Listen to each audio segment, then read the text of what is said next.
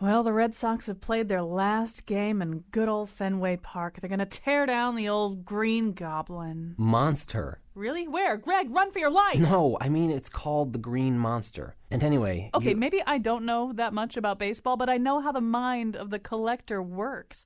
Once the wrecking ball hits this old heap, the eBay market for pieces is going to be super crazy. That's why I'm here ahead of the crowds with my crowbar. There's no wrecking ball. Oh, they're going to go for implosion instead? That's probably the right move. I mean, push the button and drop that sucker with one big bang. Anyway, I'm going to take out a couple of these urinals to sell to collectors. Just think of all the beer that went through one of those things. It's probably, if I'm guessing here, the equivalent of Lake Placid, probably. But you... Hold that thought, Greg.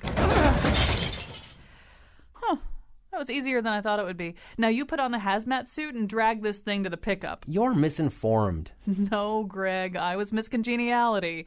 But what does my finish at the Shad Derby Queen pageant have to do with this? There's no demolition of Fenway.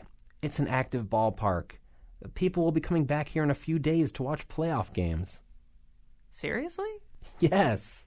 Okay, I gotta improvise here. Hey, set this pile of Cracker Jacks on fire, and we'll use the diversion to make our escape. Yeah, no. They started making Cracker Jack flame retardant in 1983. You know what you are? You're the party of no. I'm getting a little sick of that. What did you do, read some kind of book about baseball objects? By the way, that's the topic of our show today. Now, you know what? It's not like we can put the urinal back. Help me drag it to the truck. And now his favorite ice cream flavor is Salta La Macchia's Nut Cup, Colin McEnroe. It sounds good anyway, but then you think about it some more and maybe not so much. Yeah, we are actually out reading a book and talking to an author about the material world of baseball. And baseball has a lot of stuff. There's a lot of stuff in a lot of sports, but baseball, I think, is encrusted with stuff. And that's the way Steve Rushin went at it. He has written for Sports Illustrated for the past 25 years and was the 2006 National Sports Writer of the Year. He is the author, most recently, of the book I hold in my hand here, The 34-Ton Bat, the story of baseball as told through bobbleheads, Cracker Jacks, jock straps, and eye black. Those are not the names of players, by the way. And 375 other strange and unforgettable objects. It's a very long title, but it's a delightful book. We have been having a lot of fun with it. And Steve, it's great to have you back in the studio. Thanks for having me, Colin. I don't know where you want to start. And we should just say as we go along here, Steve has devoted quite a bit of research to not only to the sort of material facts of, but the personal stories behind the balls, the bats, the eye black and the jock straps and the cups that go inside the jock straps and the food that's served at the games and you name it, he's looked into it. If you have a question or a comment, 860-275-7266, 860-275-7266. I'm trying to decide whether we should start with something really intrinsic to the game, like a ball, or something that's a little bit more tangential to the game, like food or the pipe organs. Maybe we should start with the ball, because the ball in baseball is, as you say, a very complicated thing. It's at certain times anyway, the materials have come from 5 different continents? Yeah, from the phrase "whipping the ball around the horn." That phrase "around the horn" comes from sailors rounding Cape Horn at the southernmost tip of South America. And that ball comes from these constituent parts around the world, cork from Asia and yarn from another place, the whitened Holstein cowhides from the United States, and the constituent parts at various times have come from 5 different continents, and they all sort of come together in this baseball. And the thing that I really intrigued me about this as a book subject, though, were a lot of the things that you mentioned, the kind of esoteric objects that I fell in love with. When I was 13 years old, I got a job at Met Stadium where the Twins played, and it was like this Wonka factory of baseball objects. There were the balls in their pristine condition and new in their cases, but there were also frosty malts and snow cones and broken bats and beer bottles stacked on pallets and Cracker Jack and hot dogs. And I actually was a dog stabber at the games. I would stab the hot dogs that the vendors would take around and stab them, put them in their buns. And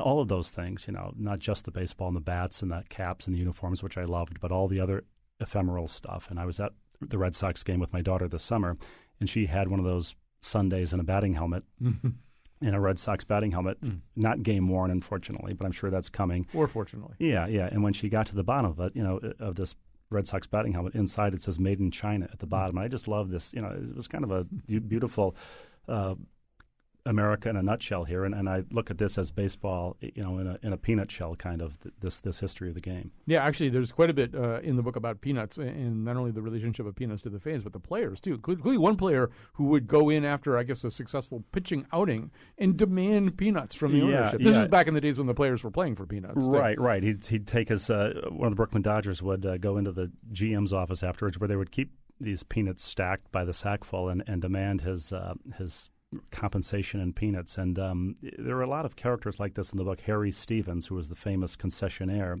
who emigrated from the UK to Ohio in the 1800s.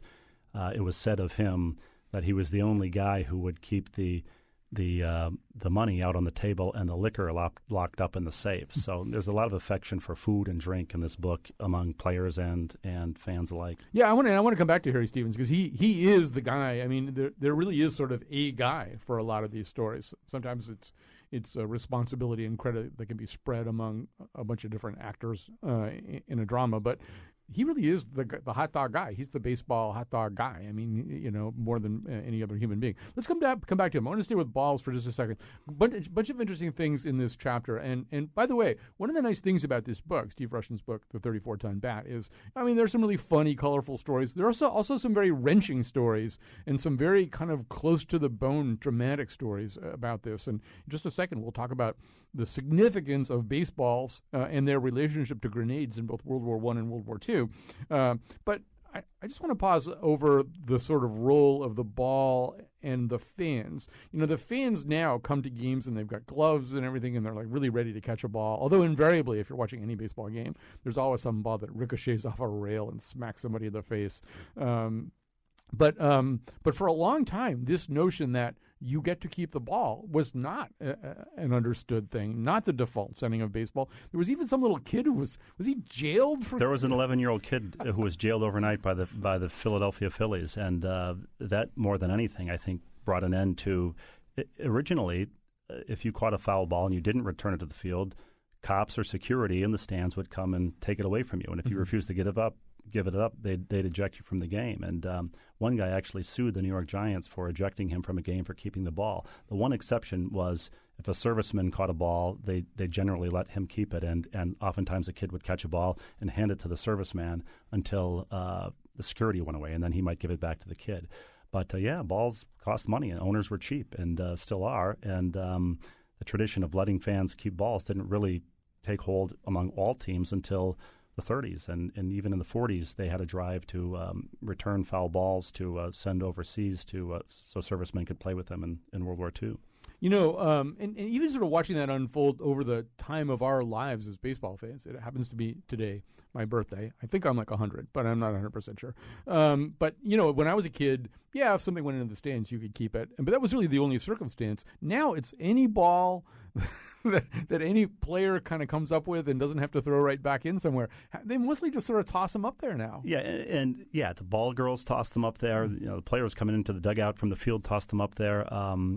There are still owners who don't like it. And I did a story on designated hitters this summer for Sports Illustrated, and Gaylord Perry, even after the DH rule was passed, loved to take batting practice with the Seattle Mariners, even though he would never get into a game, and he would just rip balls into the stands. He was a great batting practice hitter, and the Mariners owner, George Argyros, finally told the BP pitcher to stop throwing batting practice to Perry because he was hitting a dozen balls into the stands, empty stands at the Kingdome every day. So it hasn't quite ended, but balls, and you see somebody kicks a football into the stands at an NFL game, people think that they ought to be able to keep it, that it's their birthright to keep whatever goes into the stands at a game.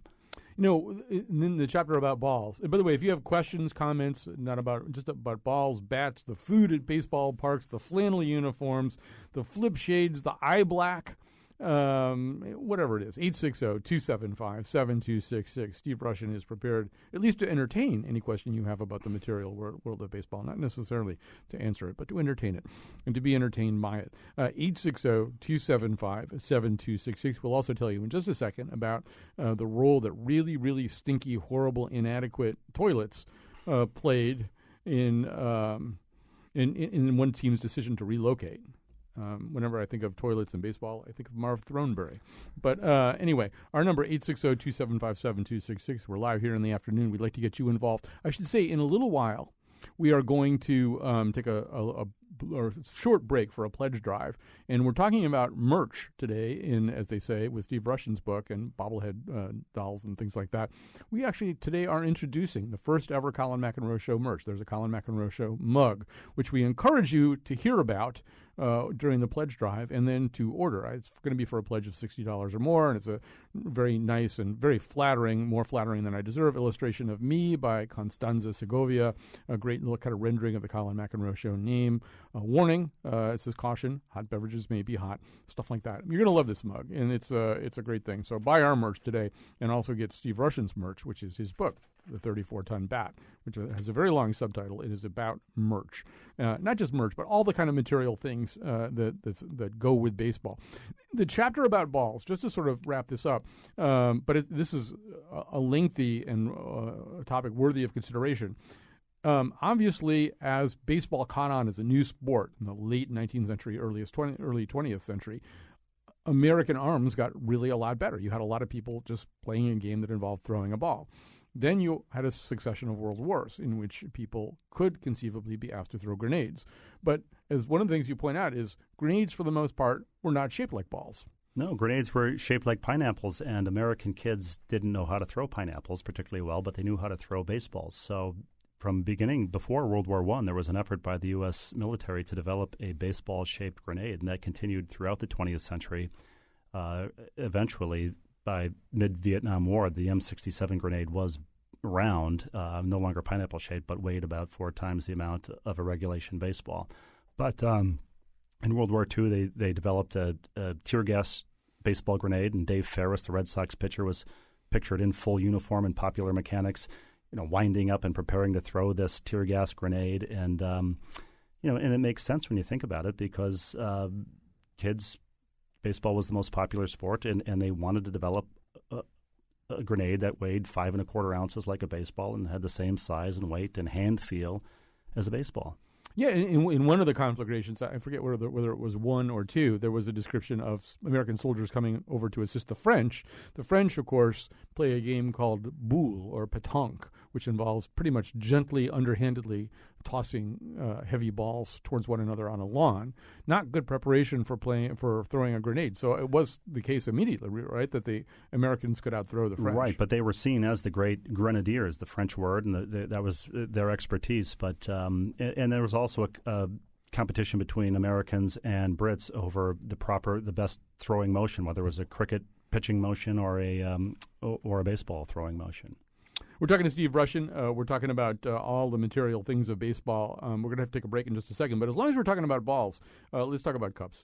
And you do tell the story of this one guy who he actually invented the cup not as a result of, and the cup would be the hard groin protecting thing that can be placed inside a jock strap in order to protect your valuables. And it wasn't a baseball accident. It wasn't a boxing accident. It was an opera accident, right? It wasn't. It was a terrible opera accident. The American debut of Turandot at the Metropolitan Opera, this guy Foul-Proof Taylor was in the chorus at the Metropolitan Opera, and he was speared. He wasn't known as Foul-Proof Taylor at the time. And he wasn't. No, he was not yet foul-proof, but he was walking off stage at the end of Act 1, and he was accidentally speared in the groin by another member of the chorus carrying a spear. And after the show that night, he went down to the Bowery and he bought some aluminum and some rubber novelty cigars that he fashioned around this aluminum and made a cup. And the next night he came and asked the spear carrier to spear me here. And the spear carrier happily obliged, and he was fine. And so he started taking that around the New York boxing gyms, eventually to baseball clubhouses, and as his foul-proof cup. That, in its own way, did really revolutionize boxing, because in the 1920s, if there was a low blow below the belt in a fight, the fight was canceled and all bets were called off. And so a mobster who had a fighter losing in the ring could just tell him to throw a low blow and the bets would be off.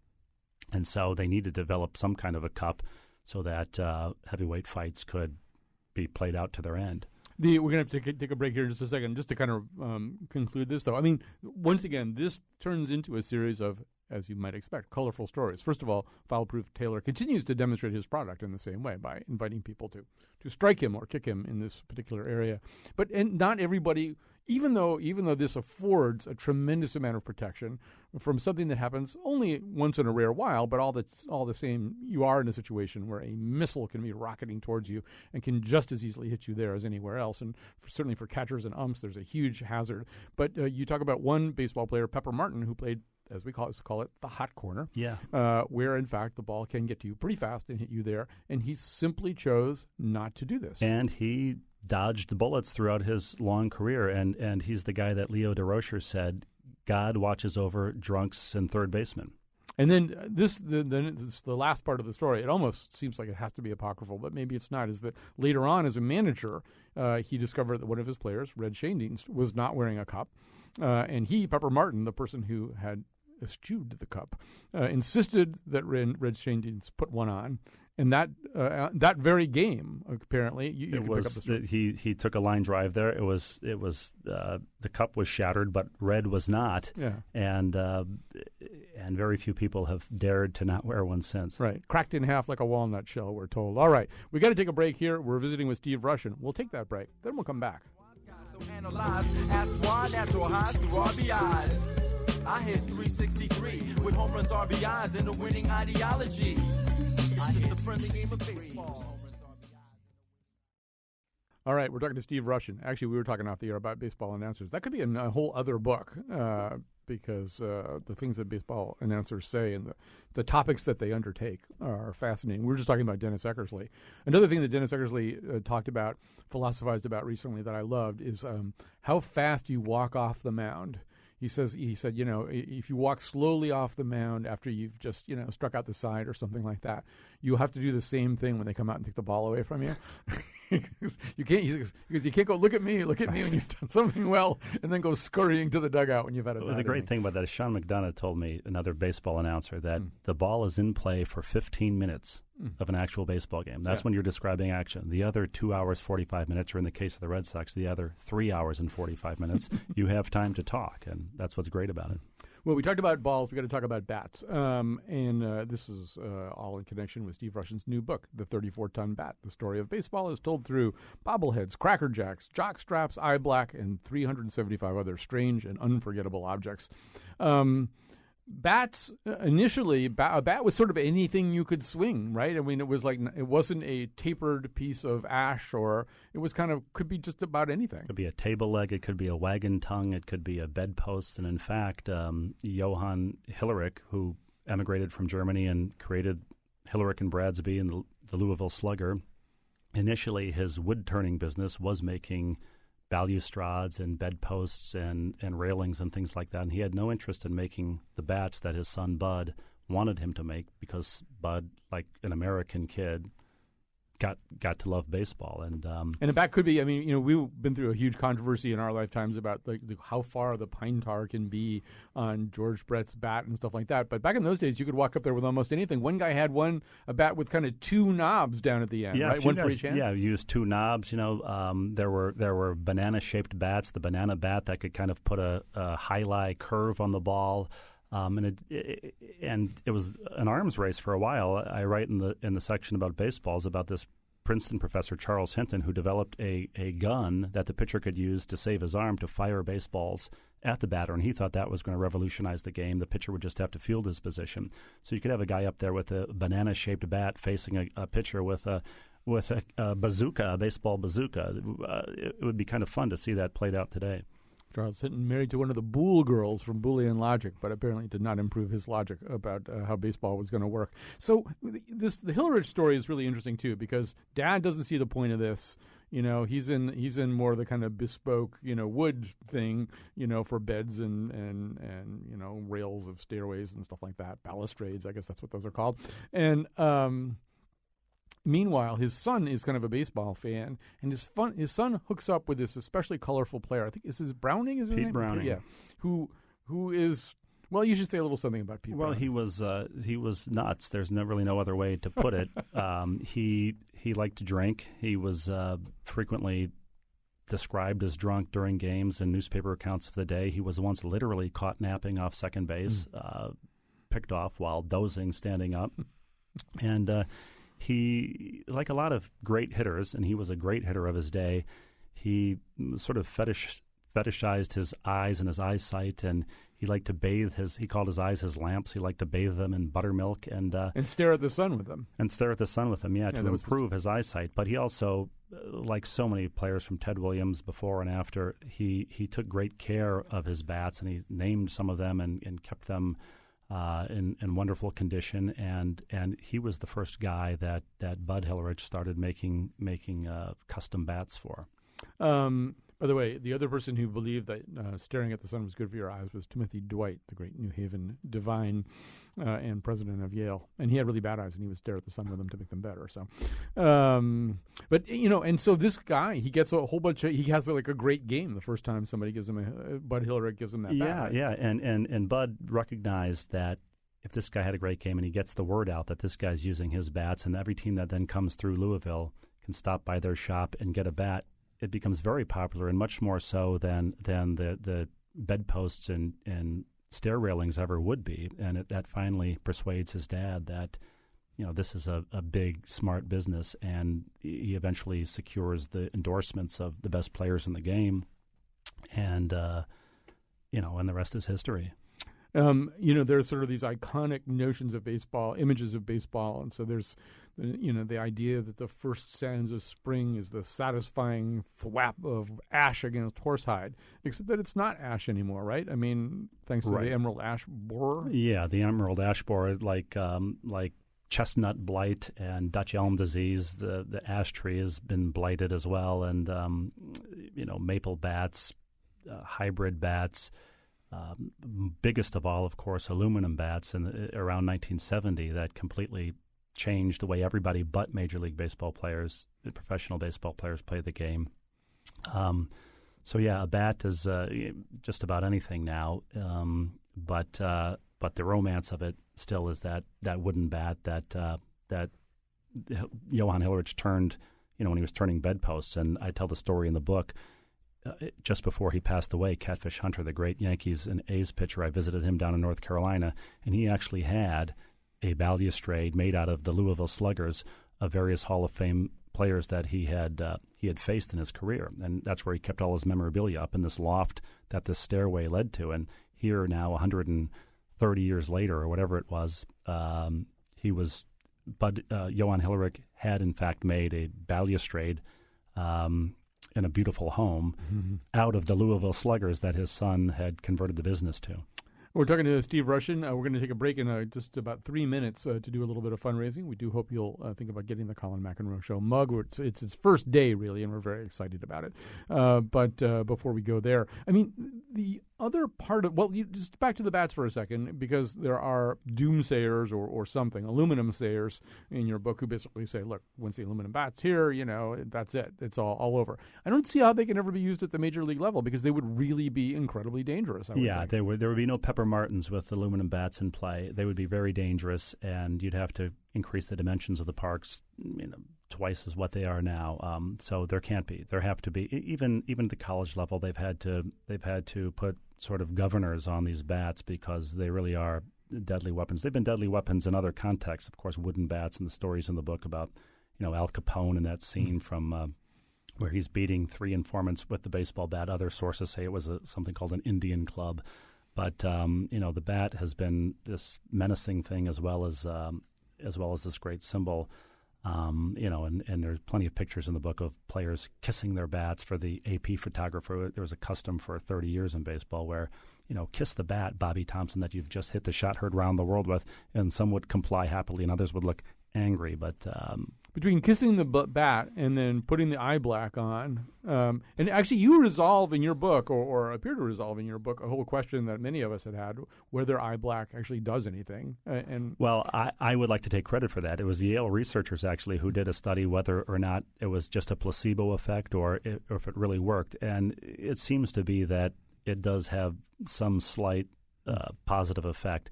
The actual eye black, paraffin and grease and all that, the decals that people put on now that have Bible John verses. 3:16 or their area code on it seem to be less effective than the actual stuff. Recently I've seen catchers who will put neon nail polish. Have you seen this now? Sure, the catchers sure. who put the neon nail polish on their nails so that when they're flashing the signs, particularly at some of the more myopic pitchers, can actually see the configuration of their fingers. So I'm thinking, eye black, kissing the bat. Now you got the neon nail polish on. I mean, it's getting pretty birdcage here. Yes, you know? some of these guys I think just like to wear it. You Yeah, know, so they're getting more and more tranny all the time. There'll be some reason next why they have to wear brassieres or something. All right, so we're talking to Steve Russian. The book is The 34-Ton Bat. We haven't covered urinals. We haven't covered pipe organs, which ideally are not connected to one another. We haven't covered food. I'm fascinated by the food. So when we come back, we'll try to figure out what a white pope is, something that somebody used to consume at baseball games, along with boxes of chocolate on hot summer days, and why they don't serve grilled tripe anymore. We'll also tell you a little bit of a story about why one team moved, at least partly, because their bathrooms were so stinky and horrible. Someone might see a triple play or shutout game, and inside the park home run. No matter what happens, if we win or lose, we're gonna persevere. And if we don't make the World Series now, there's always next year. Ah, baseball. Ah, baseball.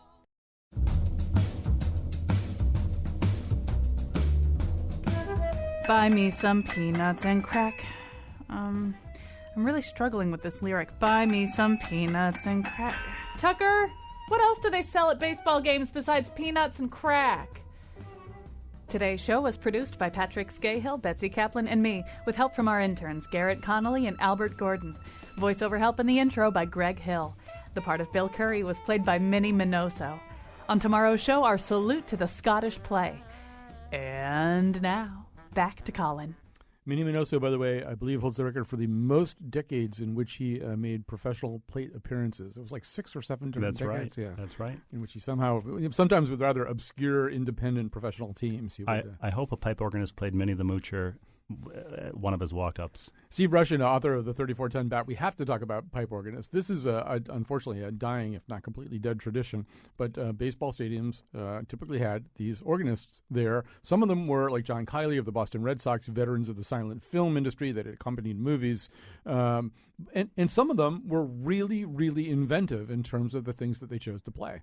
Yeah, we think of this as going back to the beginning of time, but Phil Wrigley with the Chicago Cubs had the first organist in 1941. It wasn't until then, and that was to play classical music. But the next year, the Brooklyn Dodgers got a Hammond organ, and they installed this woman, Gladys Gooding, behind it, and she was great at kind of sonic puns and insults to opposing players. She's the one who played Three Blind Mice and outraged the umpires, and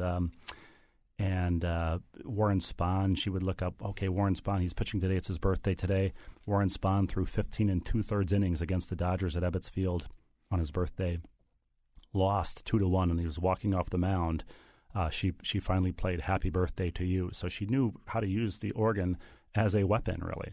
Yeah, there's some great examples of this. I was telling Mr. Dankosky before we went on the air that my favorite organist that I knew anything about is Nancy Faust, Chicago, right? You're right. Yeah, and she would do the same thing. These kind of walk-up songs, and they were for the most part kind of affectionately done, as opposed to an attempt to rattle some player. But my favorite invention of hers was when the player Dave Concepcion would come up, she would play "I Get Ideas," which I think is a genius connection.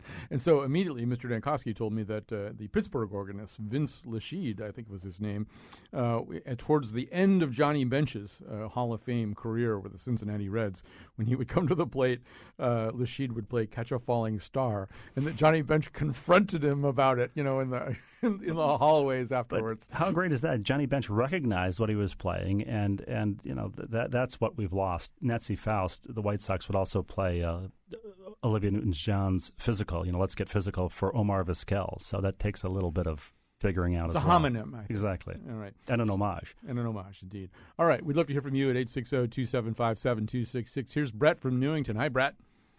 Hi, how are you? Just fine. Just you were alluding to before baseball being somewhat a feminist sport. You didn't use those words, but I mean, just because they're wearing bobby socks or stockings or knickers or trousers with no pockets and matching blouses with no collars or pockets and nice embroidery and patterns and cute little hats and custom fit gloves in no way makes it an effeminate sport. Right, exactly. Well, the story of the stockings and the socks and stuff, first of all, I want to thank you, Steve Rushin, for this, too, because I grew up with a mother who, whenever I, as a child, did something where I would get a cut or something and I wasn't treating it or something like that, would tell me the story of Calvin Coolidge's son, and then would say he was the most powerful man in the world and he could do nothing to save his son. His son died anyway, and you're going to die, too, if you don't know. That was no wonder I've grown up neurotic, but this sort of plays a role. I mean, players did have this dire fear of blood poisoning and associated it with what you wore, right? Players got spiked in their, teams were known by their colorful socks. Obviously, the Red Sox and the Tigers got their name. They had black and orange striped socks, and when players got spiked and their wounds would be bleeding, they before color fast dyes, those dyes from the socks would bleed into their wounds, and a lot of players got blood poisoning, and they thought that it was from these dyes that were getting into the wounds when they were spiked. So they cut these half moons out of the colorful socks and put on dye-free socks underneath that became known as sanitary socks, and this lasted through when Calvin Coolidge Jr. played tennis without socks on a White House tennis court, developed a blister, eventually developed blood poisoning, and died. Obviously a national tragedy, but there was a rumor going around that it was from the dye in his socks. In fact, he was playing without socks, but 80 years later, players were still wearing these stirrups that were vestiges from this bygone era, even though we now had color-fast dyes and the stirrups served no purpose except decorative. And as a little leaguer, I was still pulling on those stirrups. It was what made you feel like a big leaguer, even though they served no purpose. Now, of course, they're almost coming back as a nostalgia retro thing.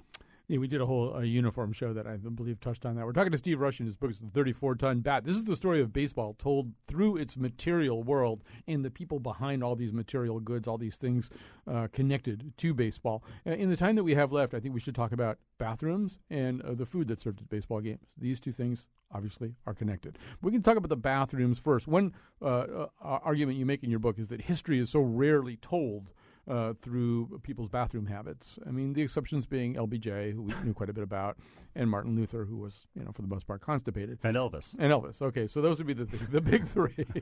The big three in so many different ways. Right. LBJ, Martin Luther, and Elvis. But other than that, we don't talk about bathrooms that much. But in the case of one franchise, inadequate bathrooms were a real sort of destiny-shaping quality. Absolutely. The irony is that Charles Ebbets, owner of the Dodgers, Ebbets Field was built in 1913, and the McKeever brothers, who were in the plumbing business, were part owners of this team and helped to build Ebbets Field.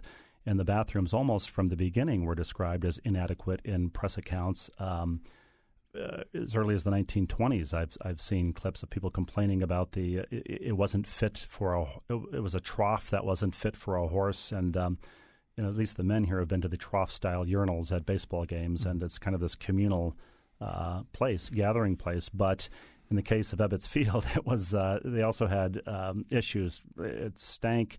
They didn't have adequate ventilation. People have blamed the geography of where the park was for part of that. And by the 1940s, they'd renovated it at great expense, but by the 1940s, the Dodgers themselves, management themselves were complaining about it. And by the 1950s, the O'Malleys frequently used that in their litany of complaints about Brooklyn. Most of it had to do with parking and the changing demographics of the borough and whatnot. But the bathrooms, the stinky bathrooms, always came up in this conversation. And the only way I knew about it was by talking to a friend of mine's father, who lives here in Connecticut, who grew up in Brooklyn, was a pressman at the Brooklyn Eagle. And I asked him about his going to Ebbets Field as a kid. And the second sentence, he said, they had so few men's rooms, you'd wait in line forever to go to the bathroom at Ebbets Field. And all of the things I've heard about Ebbets Field, all of these elegies, I never heard anything about what a dump the bathrooms were, and that got me perversely interested in it. And, so when the Dodgers moved west from Brooklyn for the 1958 season, O'Malley, installed in Los Angeles, started praising the cleanliness of the bathrooms at the LA Coliseum where they were playing their games and how bad they were back in Brooklyn. And he continued to use that as kind of one of a myriad of reasons why they moved baseball migrated west from New York. I'll just do a quick digression here. I actually do believe that history can be told this way. It can be analyzed usefully this way. And I was on a bike trip across parts of Germany this year, and we were in a town called St. Goar, where there were this kind of old sort of medieval castle. And apparently the royalty of the castle on the highest spire they had sort of boards hanging out around the windows. And when they needed to go to the bathroom, they would just kind of stick their butts out through the windows onto these boards and just release. And that occasionally soldiers mustering down below would suddenly find some number 2 on their heads. And that it was customary that they would get a little extra silver in their pay. But perhaps history should be told exclusively this way. Yeah, well, after that, every historical site I went to in Europe, after that, I asked numerous questions about the bathroom habits. I love the idea that they got a little extra money and maybe like a little nice note on vellum from the king saying, I'm really sorry I pooped on you. All right, in the time that we have left, now that your appetite is really whetted, we do have to talk a little bit about food. And one thing Steve Russian and I have been trying to figure out is what a white pope is. The white pope occurs in this guy writes, I think he's a sports writer, describing what the ideal baseball game would be. And in every inning, he consumes something different, ham sandwiches and hot dogs and all kinds of different things. At one point, it's like in the 7th inning, a white pope. If anybody knows what a white pope is, email me, Colin, Colin, at WNPR.org. But Steve Russian, it wasn't hot dogs right at the beginning. There was grilled tripe. It's amazing that went out of fashion. Yeah, they had to invent baseball food. You know, peanuts were quickly a thing because you got thirsty and you drank beer, and beer was there from the very beginning. And but everything else sort of had to be made up as it went along, and tripe was one of the things offered for decades. I mean, well into the 1950s and early 1960s, almost every team served cake by the slice. And everything in between. Obviously, when I was working, cigars and cigarettes by the pack. But there were only about a half a dozen things at any given place. Now you can have 43 varieties of home brew, of microbrews and sushi and fish tacos and all that stuff. There were only ever about 6 or 8 things that people sold, but at every place, it was often something different. So Harry Stevens tried coffee at games. That was a big hit. Lemonade, nobody wanted lemonade at games. Even during Prohibition, nobody wanted lemonade. So, and then places like Milwaukee, the Milwaukee Braves had a BYOB policy. You could bring as much as a half barrel of beer into the bleachers or any place else at Braves games. And when the Braves tried to dial that back in the early 1960s, the fans were outraged. You're just trying to hold us up for to buy the beer at your rates inside the ballpark. So they backpedaled on that. In 1941, when the Washington Senators ran out of beverages at Griffith Stadium, some unscrupulous vendors tried selling water to fans in the bleachers. And when this got into the Washington Post, Clark Griffith, the owner, said, "No way, no, we would never do that." And then when he found out that vendors actually did, he fired them and made a big public show of apologizing to all the servicemen who had to buy water in the bleachers. But I'm sure a light bulb went on either over his head or some other owner's head that said, these people will actually buy water. And, of course, now today you can buy a $4 bottle of water at any ballpark. This guy, Harry Stevens, we're going to run out of time here, so maybe we should end with him. But he really is the guy who figures out that hot dogs and baseball go together somehow and in a way that has never been improved upon. It really is the perfect marriage. There's a whole mythology and history behind who invented the hot dog. No one person invented the hot dog. How did the hot dog get its name? But Harry Stevens certainly was a guy who helped to massively popularize the hot dog at not just baseball games but sporting events. And by 1902, they were serving them at Giants games at the Polo Grounds where he was the concessionaire, and they were instantly the staple food of baseball. And, World Series accounts from 1905, there's already this romance about the baseball, the hot dogs. We didn't yet have apple pie and Chevrolet, but maybe we did. But the hot dog was the prominent baseball staple and has remained to this day. Yeah, it kind of is. It's still this thing. They can make all the fish tacos they want, but really what you want that hot There dog. are no ill health effects when you're eating it at a ballpark. You might not sit down and eat 3 hot dogs at home, but once you step through the turnstiles, it absolves you of any ill health effects. Eventually, they'll have blood pressure cuffs attached to the seats, and you'll find out that eating that hot dog is not such a good idea. But for now, it's a thing we can do with innocence. Hey, the book, by the way, if you're dealing at all with the Aramark company, you're basically dealing with Harry Stevens. That's who bought up his hot dog empire eventually. The book is The 34-Ton Bat, the story of baseball, as told through bobbleheads, Cracker Jacks, jock straps, eye black, 375 other strange and unforgettable objects. Its author is Steve Rushin. He's here with us.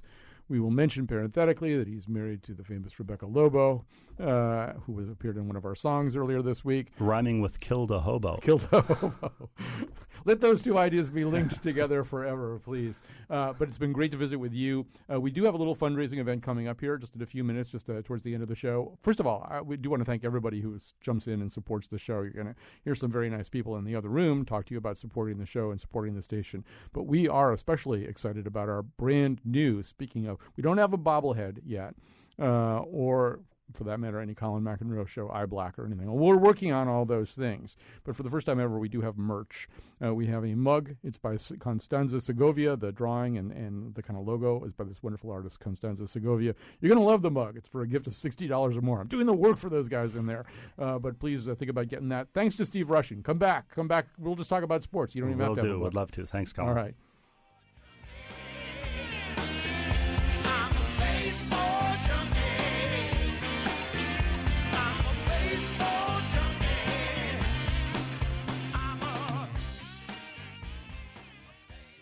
I'm umpire Kyone Wolf. Tucker, do you mind, as a catcher, just blocking me? I forgot my cup. Yeah, I got you. No problem. All right, here we go.